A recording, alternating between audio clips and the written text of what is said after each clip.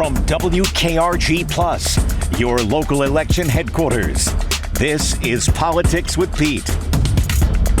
Welcome in, everyone, as we talk about the District 4 Mobile City Council race with the election coming up on August 26th. Bill Appling is with me now. He is challenging Ben Reynolds in District 4.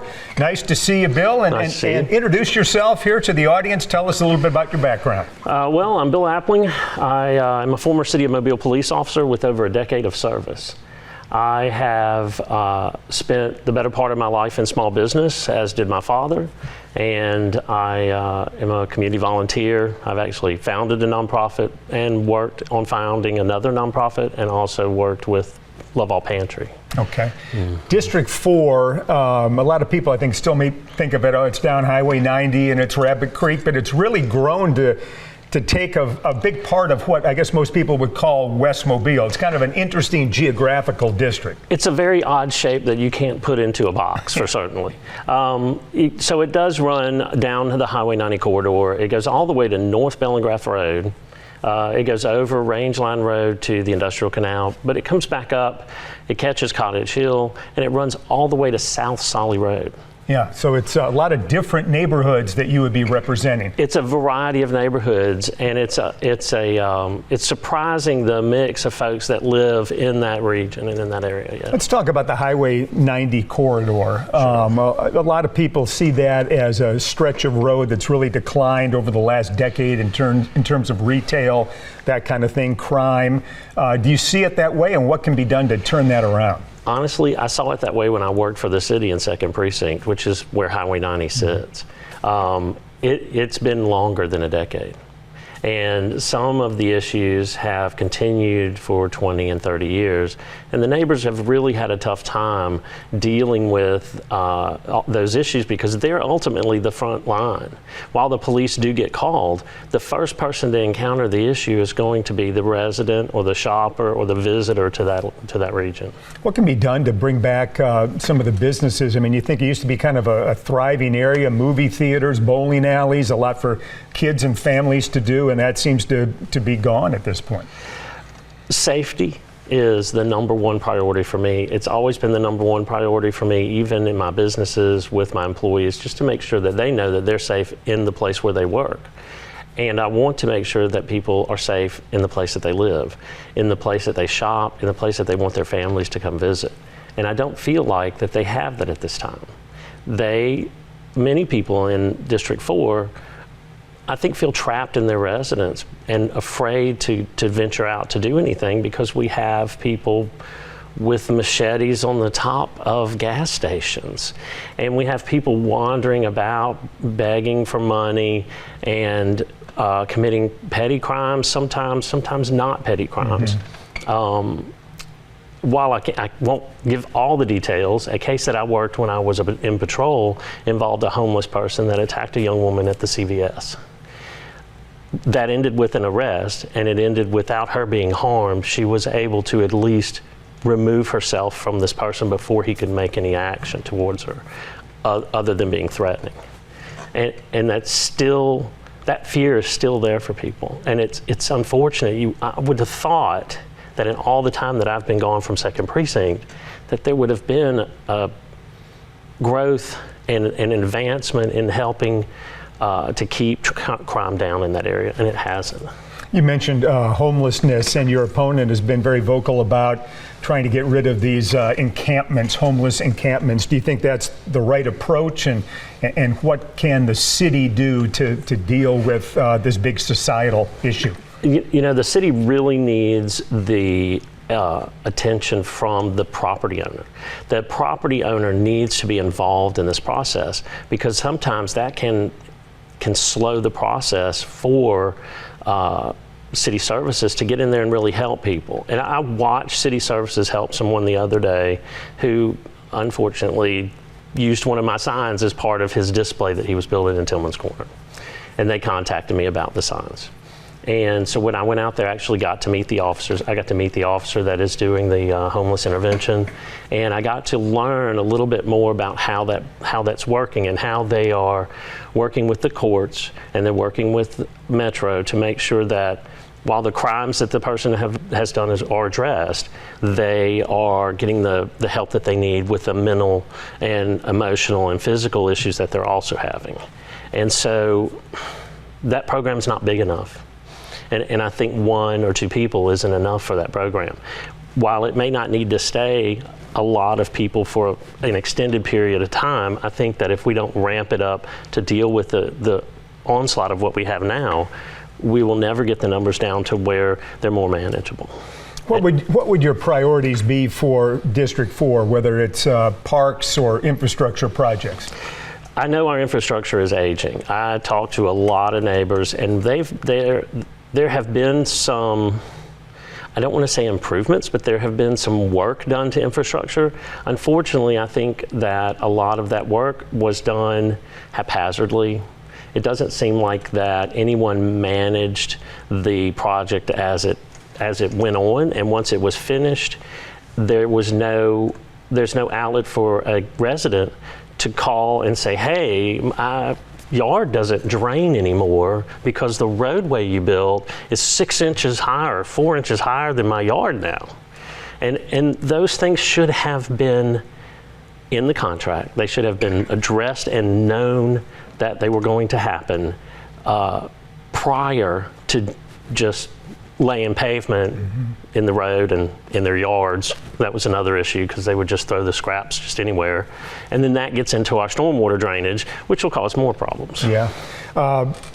Talking to people out on the campaign trail, I'm assuming that crime is coming up first and foremost. Yes. Okay, so you were a police officer. I was. Talk about how that experience might help you better deal as a city council person with the crime issue.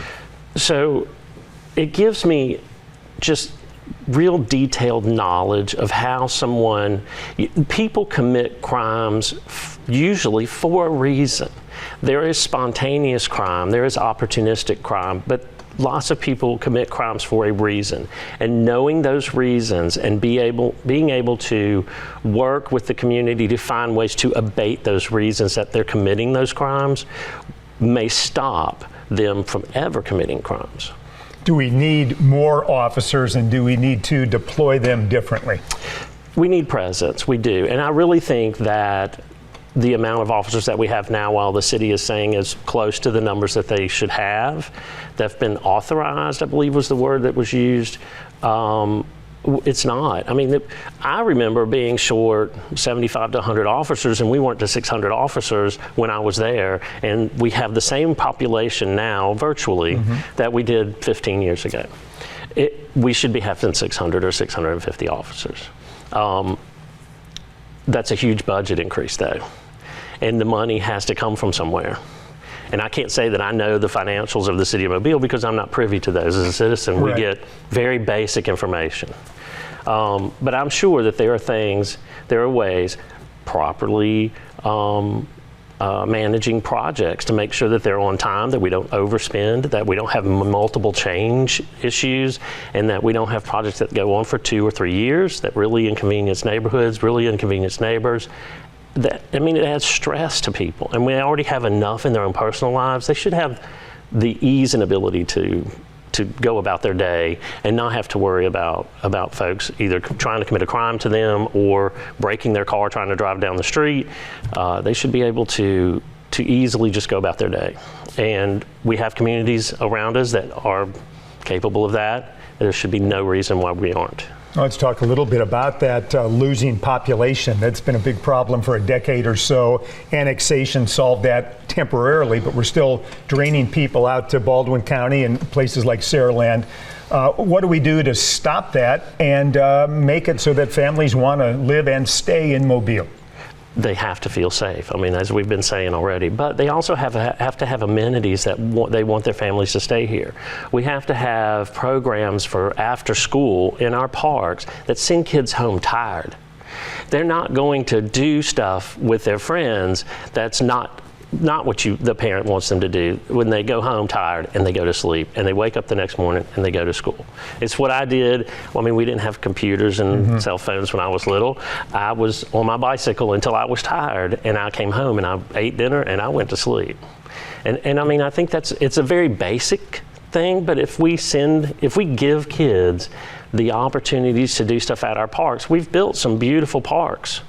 It's like, here it is. Let's go do something. But there's not a lot of activities. The Boys and Girls Club has been greatly reduced. And there are other opportunities. The nonprofit that I founded works with kids from Strickland Youth Center to do public art projects. Well, that's not going to tire those kids out, sure, but it certainly gives them time to be creative. And while I can never talk about those kids as name each one of those kids, I can tell you about them. I can tell you about things that they've done, and I can tell you that they can go back to those public art projects, and they can bring their family, and they can be proud of something that they accomplished that the entire city loves, and the entire city sees. One's across from our Museum of Art in the park. People see it all the time, and they may not even realize who did it anymore because it's been a few years, but it was a very important project for those kids, for me, and for the artists that helped them. And that's what I do, is I make sure that the artists that help them, they have a place and that is safe, that is the size that they need it to be to do these projects, and they have all the tools and equipment. And that's what it's going to take in the parks. We need to make sure our parks each have a place. I talk to people that are down on the south side of District 4. They don't have a shelter to get out of the rain in their park. If it rains, they run to their car. Just something that simple. It really doesn't have to be complicated. That citizens feel like their city loves them and appreciates them and wants to do for them is where our citizens should be. What about the school system? That's cited sometimes for people leaving the city of Mobile. What should the role of the city be in working with the schools, financial and otherwise? The city often talks about how they have no control over the school system. I don't know that that's necessarily true. I think the city has some influence with the school system. The project at the old school downtown, and the name escapes me right this minute, Barton Academy. That project was done well and presented for the school board to be done. And the city has the opportunity to do that. Just that we have an extension of that to the park, that the school can go to the park. So we do the park side, and we get the school to cooperate with us just to have the kids to go to the park side stuff. I don't see where anybody would have an issue with that. You don't see where someone would have a problem with the kids going from the school to the park for this activity that they're doing at the park.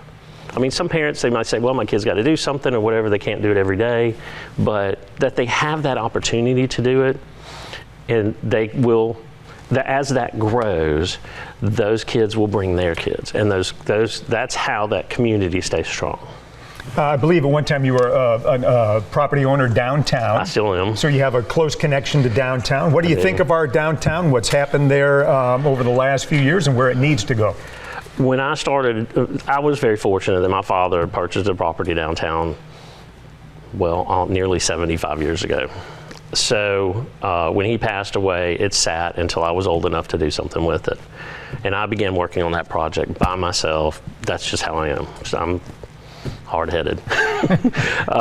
But it was a huge growth experience for me. While my friends were going to college, I was working on this building, and they were working towards their retirement, and I often told everyone, that's what I'm doing with this, is I'm working towards my retirement. It was kind of a joke, but it was the truth, really. And that time, and our leaders back then were really, Mike Dow and the city council back then was really in tune with the downtown area in the city, and not everything they did was perfect, but they were putting things in the right place. And all that growth has come off of that beginning.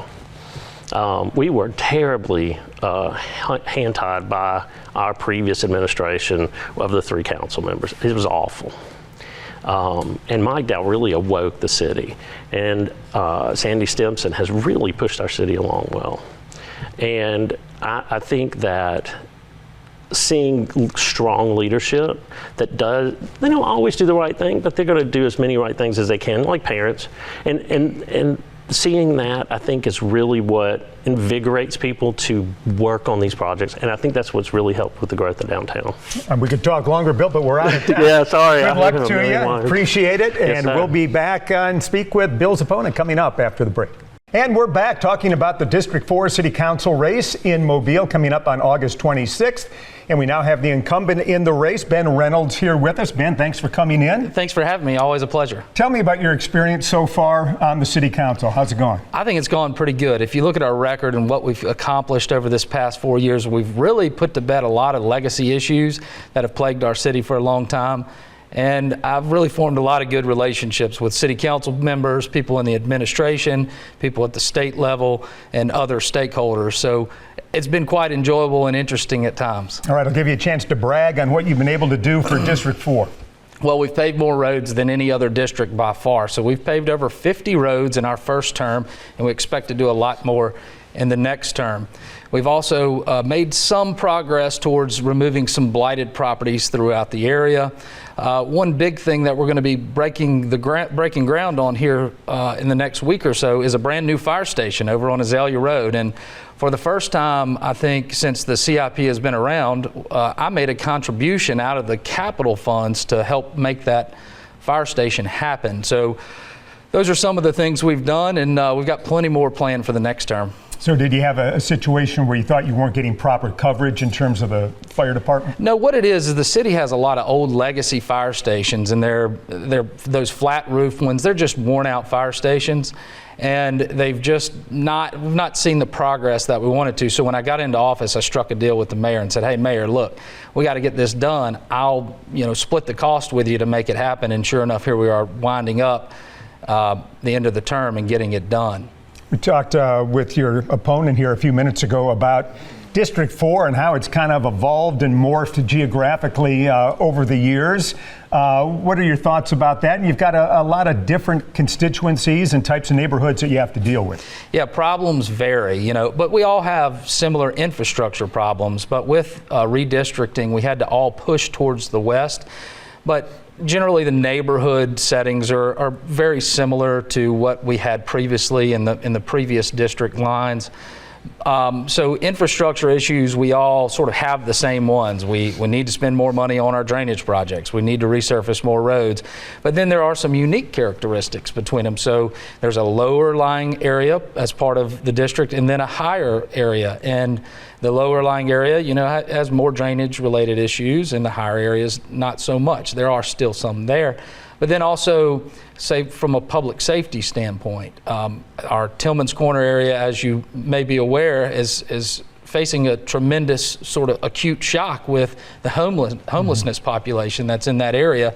And that doesn't affect the people in the northern part of the district quite as severely, but it's still a problem that we got to address. Now let's talk about that, because that's been a key issue for you and one of the more controversial ones.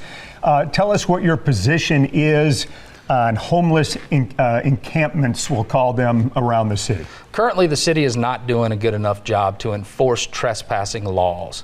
Fortunately, with working with our state legislators, our local delegation, they've given us an additional tool that will go into effect on October 1st, which will allow the city to go onto private property and abate the nuisance and then place a lien on that person's property. So if the property owner doesn't want to file trespassing charges or do their part, then they're going to be faced with a bill. My position on homelessness in general is that we as a government have a very harsh role to play in this. And I don't know that we're all the way there as a society, as a community, that we have to be more aggressive at pushing people out of these areas, and then our nonprofits and our partners will pull people into services. But Peter, frankly, what we find is a whole lot of the time, the people that are squatting, the vagrants that are on these private properties trespassing, they don't want the services. So that puts us in a very adverse position that the government must be more harsh in clearing these folks out. So if you clear them out of an encampment in Tillman's Corner, do they end up downtown panhandling people? It is sort of a whack-a-mole game currently that's being played. And I think enforcement of the trespassing laws, where once they have trespassed on a property and they are arrested for trespassing, they are then put in front of a judge, and a judge can offer those options, jail or harsh on one side, or services and prosperity on the other. But it's a bit of pushing folks around right now. We had some Supreme Court rulings that didn't help us with panhandling, where it made it essentially illegal for the government to, find someone or arrest them or whatever for panhandling. So we've got a multi-leveled problem that we're starting to take some bites at resolving. A lot of it can be resolved, from private property owners. A lot of people, when they think about District 4, they think about the Highway 90 corridor, let's say stretching from the interstate all the way out to Tillman's Corner. That was once a thriving thoroughfare, bowling alleys, movie theaters, a lot of retail, and it's really gone downhill. What can be done to turn that around? Well, we've got some exciting news. We've got a couple of things that are in process. So we have a new beautification effort that's underway through the Southwest Mobile County Chamber of Commerce. It's called the Gateway Initiative. We're waiting on some approvals from ALDOT to get that ball rolling, but we've already got a substantial portion of it funded through the Lodging Corporation, Mobile Lodging Corporation, and it's going to include beautification efforts, planting trees, lighting, signage. Kind of like maybe what they did on DIP a number of years ago. Similar to that, I suspect. And then secondly, there is an effort underway, which we've already started on working towards, is a tax increment finance district, a TIF district, which played a huge role in revitalizing downtown Mobile. And it's essentially setting a benchmark on property values, and everything gained above that goes to a property tax above that goes to this TIF district. And that TIF money can then be used for facade grants or other sort of incentives to try to bring people back to the geographical center of the city, because that's what we're really talking about, is the center of Mobile. Is that a Pandora's box, having all these different TIF districts? I mean, it kind of started in most places as a downtown mechanism. Are you better off just raising taxes on the city in general than dealing with the problems in a broader frame? I don't think so. I think government gets too broad in its scope and focus. And anytime you can narrow or require the government to do something more narrowly, I think you're going to have a better result. I mean, that's the intention of the TIF district, is to say this money can be spent in no other way and in no other area other than this. And we've seen a lot of success with it throughout Huntsville. They have TIF districts that are really a game changer for their city. And we're waiting. We have to have a piece of legislation change, which I think Representative Wilcox has already introduced it, to expand our ability to do it, our capacity to create the district. We're talking about Highway 90 and beautification, and this is a citywide problem, but certainly along Highway 90 is litter. What can we do? I mean, most cities have dealt with this a half a century ago. Why do we have this problem, and how aggressive do the police or the city need to be in trying to clean things up? We have, I would say, ramped up the aggressiveness in this term, certainly not resolving the problem. The way to resolve the problem is at its source, and that's sort of a cultural mindset that needs to be changed. But the city is engaged with several contractors to restore, many contractors to pick up litter, and all of our mowing contracts, which we've expanded substantially, part of their contract requires them to pick up litter. And then we have the Osprey Initiative, which is dealing with our rivers, and they have these catch basins and these really Navy SEALs of litter out there picking litter in our rivers every day. Because it's not just a beautification issue, it's also an environmental issue, especially in parts of your district. Very much so. So I was out with Osprey Initiative yesterday, riding through the river, just to do a spot check to see where we were 4 years ago to where we are now, and it's tremendously different. They have really made a lot of progress, but there was the areas up on Airport and I-65, those all come to the river, and over on Dauphin and 65, those all come down the river, down McVeigh. So everything that touches the ground up there has a chance to land on us, and we'll continue to make some additional improvements in this next term. Talking about some of the big citywide issues, it seems everyone's talking about crime and what we can do about crime, and certainly we've had a lot more what I would call big public shootings seems to be the big issue. From a city council standpoint, how do you address the issue? Well, it's a hearts and mind issue for a lot of these things, but some of it is gang related. And equipping our officers with the resources, technology, whatever they need to go out and break these gangs up is certainly helpful. But from a legislative standpoint, we're not the ones, actually directing anybody, the police department or anyone else, but we do have interactions with our youth and our family, and our families and our churches, and we try to encourage families to stay together and be involved in each other's lives and provide these outdoor activities and parks and those sort of things in order to let folks know that there is another way of life. You don't have to live a life of crime. You can actually thrive and prosper in our community. You think the police department's doing a pretty good job at this point? I think they are. It's a tough battle for them. I mean, they're dealing with it a lot of times when we talk about a domestic violence situation.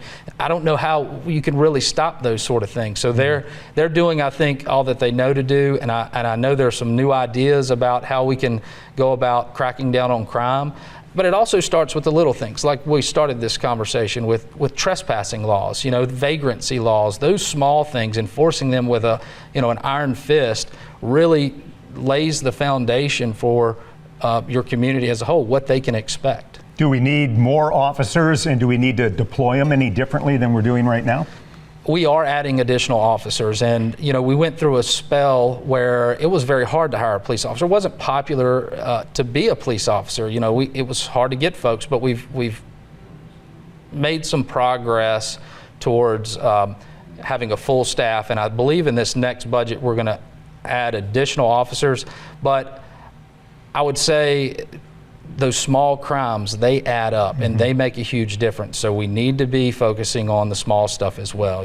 Traffic enforcement. I can't tell you how many calls I get about speeding and people running stop signs.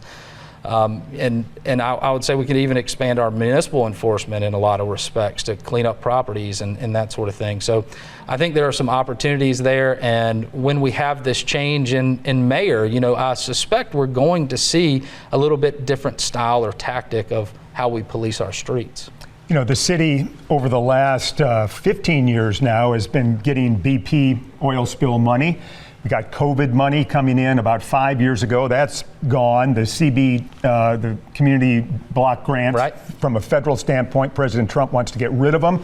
That's a lot of revenue escaping from the city. How do you make up for that?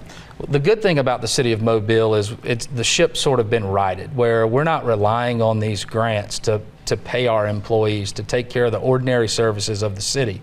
Those grants, when they are received, they're used to do these bigger capital projects. So like St. Louis Street, you just saw the announcement, $16 million or so, and that's predominantly Restore Act money.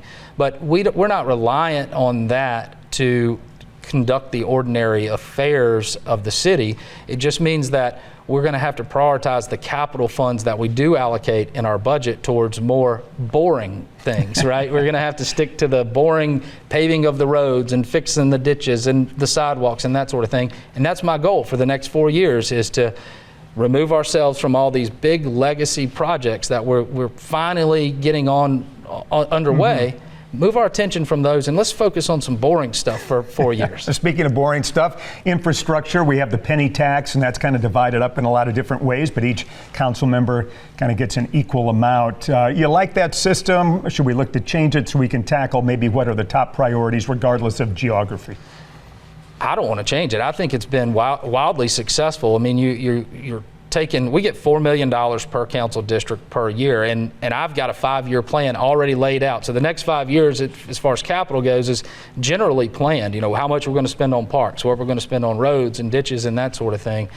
There's nothing to say that it all has to be spent in 1 year. So let's just say that there is a big project in District 4 that's going to take $10 million. Right. Well, I can save up for that, right? We can not do something or find some savings somewhere through the projects we do have, and you can tackle bigger projects. But to think that we're going to take money from all the remaining parts of the city and dump it into downtown Mobile, I just don't see that happening. All right. Well, Ben, we are out of time. Sure. I appreciate you coming in. Good luck to you. We want to remind everyone that the election is coming up on August 26th, so make sure you go out and vote on that day. Thanks for being with us, and we'll see you next time.